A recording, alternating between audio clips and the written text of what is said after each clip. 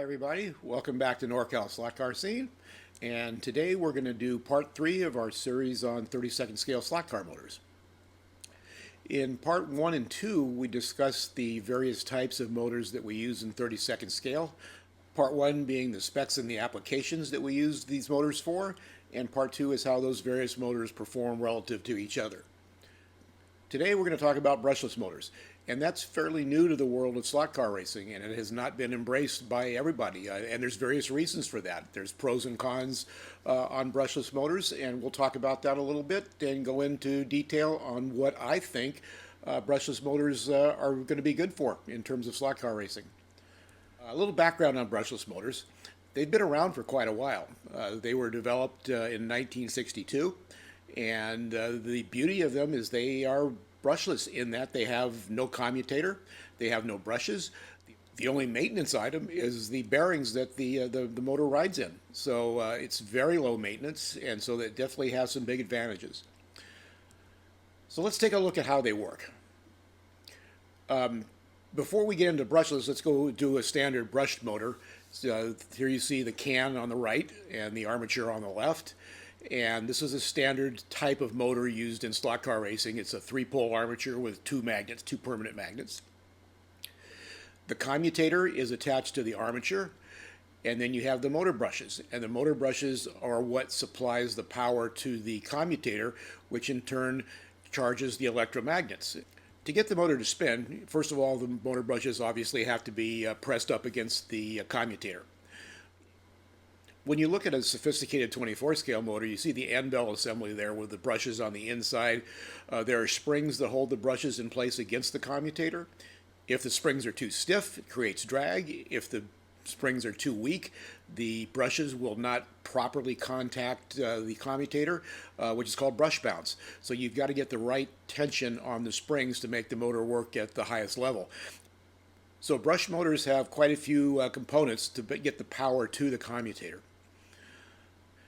This is kind of how the motor works. This is obviously very oversimplified. And in a real world situation, you have a brush on both sides of the commutator. And when power is supplied to the brushes, which in turn contact the commutator and charge the coils in the armature, causing them to be electromagnets, and those electromagnets react with the permanent magnets in the can, and when that happens, power is supplied and the motor spins. When you look at a brushless motor, it's exactly the opposite. The magnets in the can actually spin, and what we would think of as the armature, it's not called an armature, that stays stationary. Now this is a total oversimplification because modern day brushless motors don't have 2 magnets, they have multiple magnets, and they don't look anything like this. But I'm using this just as an example so it's easy to see. Now because it does not have a commutator, it uses a circuit board. You couldn't just hook a power supply directly up to a brushless motor because it would have no idea when to turn on and off the coils. So we use what's called an electric commutator, and it's a little circuit board that fits in the car along with the motor, and it's also known as an ECOM. So if you hear the term ECOM, it's actually an acronym for electronic commutator. When you have the power supply attached to it, it attaches to the ECOM in the positive and negative. There are 3 wires going from the ECOM to the motor, and they attach to, in this diagram, what would be the armature, but it's not really an armature as we think of it, but we're using this diagram to make it easier to understand. Now, as I said, the wires are attached to, in this diagram, the armature, and that charges the coils. The ECOM tells the coils when to turn on and off to work with the permanent magnets. When you apply power to it, what turns is the can, which is also attached to the pinion gear. And so, again, this is an oversimplification, but this is actually how a brushless motor works. Now, you see that the can is attached to the pinion gear, and so what in this picture is the armature. There's actually a hole through that, and that's where the bearings attach. So when you look at the can, with the permanent magnets, there's a shaft that's physically attached to that, and the pinion gear is physically attached to the shaft. So this is all one piece, and you saw that's how this rotates. Here's a side-by-side comparison of the diagram that we use for our explanation, as well as on the left, an actual brushless motor. You can see the multiple magnets and coils. That's the very, very basic explanation of how a brushless motor works. Now let's take a look at some of the applications that brushless motors are used for in various forms of slot car racing. We're going to talk about three different types of slot cars today. The first being Eurosport. This is the ultimate form of scale car racing. These cars have virtually no rules and run in races up to and including world championships.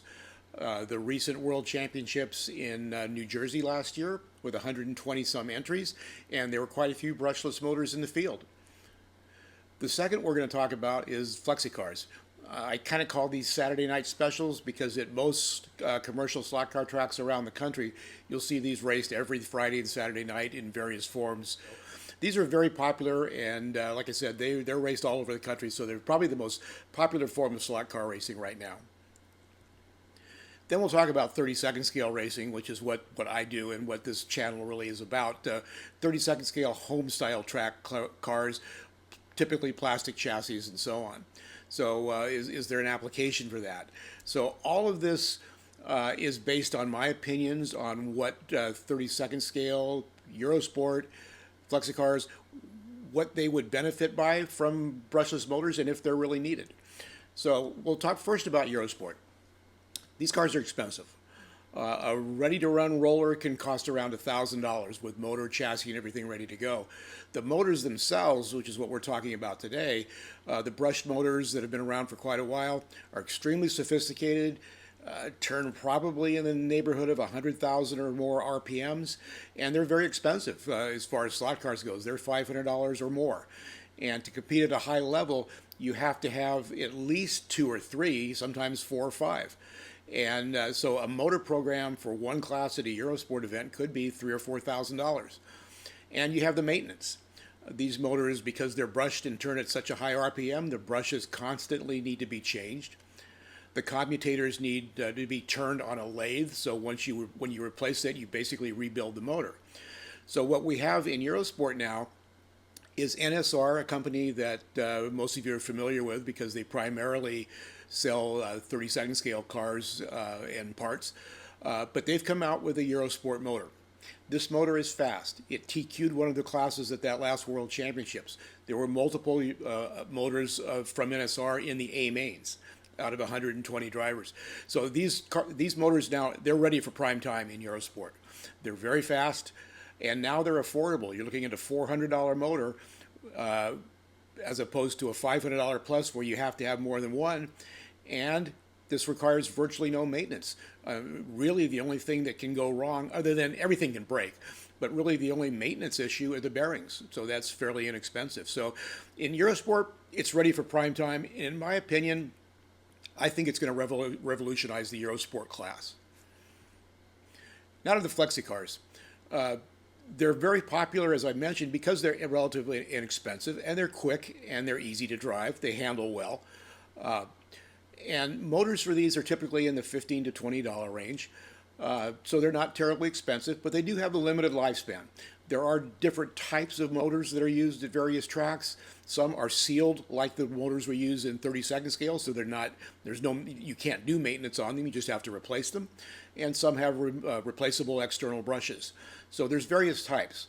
Now, as far as replacing with brushless motors, I'm going to use KC Racing because it's the one I know of, and it's one of the most popular out there that are building brushless motor systems for slot cars. They come in various power levels. They're 3200 kV, 4500 kV, and 6500 kV, and the motor itself is only $18. If you're racing the flexi-type cars, you're probably looking at one of these two motors for power rating roughly equivalent to what you're running now. When you put the whole package together, the circuit board that was required to run these adds another $40-some. So the overall package is about $65, which is not terribly expensive, but it's more than a single motor to go flexi car racing. The beauty of this, just like in Eurosport, is these will last quite a while. So maybe in the overall, this could be cheaper. So the jury's kind of still out. There are tracks running these. There are tracks that don't run them. And if you ask 100 slot car racers, you'd probably, I don't know if it's 50-50, but some people are embracing this new technology, and some people don't think it's the way to go in terms of the popularity and keeping people racing at the various racetracks. So the jury's still out, in my opinion, as well. One other thing about these motors, especially in the FlexiCar, the Eurosport cars are pretty much custom built. The FlexiCar, the motors don't fit directly because the bolt pattern is different. So you kind of have to do a little work to get the motor to fit in it, but it's not a real big deal. KC Racing now is actually making a FlexiCar chassis specifically designed for a brushless motor. And you saw in the previous picture, the motor is very small, so now they can center the motor in the back of the chassis as opposed to having the motor sitting out to one side where the gear is. Now, 32nd scale racing, this is what I do. And again, these are all opinions. And my opinions on 32nd scale racing are based on the racing that I do, which is non-magnet wood track racing. The motors that we use in 32nd scale are pretty inexpensive, $10 to $20. Some are a little cheaper and some are a little bit more expensive, but that's the ballpark price range. But they do have a long lifespan. So it's not hard to wear a motor out, but they last a lot longer than any of the other motors in the other two types of racing that we talked about. So whether or not we need brushless motors in 32nd scale, I don't know. But if you are, KC Racing has those. And the motor you probably want to look at for the racing we do is the 3200 kV. That has more than enough power for a 32nd scale car. When you see it in the chassis, you do have to do some work to get it to install because the motor pods that we have, again, don't have the bolt pattern. So you have to build an adapter for this. And you can see there you can see the motor is very small. It's half the size of a standard motor. And I do want to thank Dennis Sampson because all the pictures you see here of the cars with the brushless motors are from Dennis Sampson. Dennis is a longtime slot car racer, and he lives in the Southern California area. And he's done a lot of experimentation with brushless motors. So I think, especially going forward with 32nd scale, whether brushless motors are viable or not, I think you're going to have to thank Dennis for doing some of the R&D on this particular portion of the hobby. Another advantage to the brushless motor is it's extremely light. And the reports that I've heard from people racing flexi cars and Eurosport cars and even 32nd scale cars, the less weight that you have on the back of the car can handle better. Or if you do need to add some weight or ballast, you can put it lower and lower the center of gravity. So it could definitely be an improvement in handling in any of the three slot car classes that we're talking about. That's a really quick and basic overview of brushless motors for slot cars in the three various categories. So you can make up your own decision. Like I said, my opinion is Eurosport, absolutely ready to go. Fast, cheaper, and so on. Flexi cars, jury's still out. Some people will do it, some won't. I think it is the wave of the future, but for now, it's probably, depending on your local racetrack, whether they allow them or they don't. For 32nd scale, I don't think it has a place right now. You're looking at a more expensive motor, and we don't have the issue with having to replace motors because they don't wear out as fast because we're running on lower voltage and lower power. So I think this probably will be the wave of the future, but it's kind of a ways off now, and I don't see it happening in the next year or two. So thanks everybody for watching this overview on brushless motors and the whole three-part I did on motors in general. This is Jim Rose with NorCal Slot Car Scene, and we'll see you at the racetrack.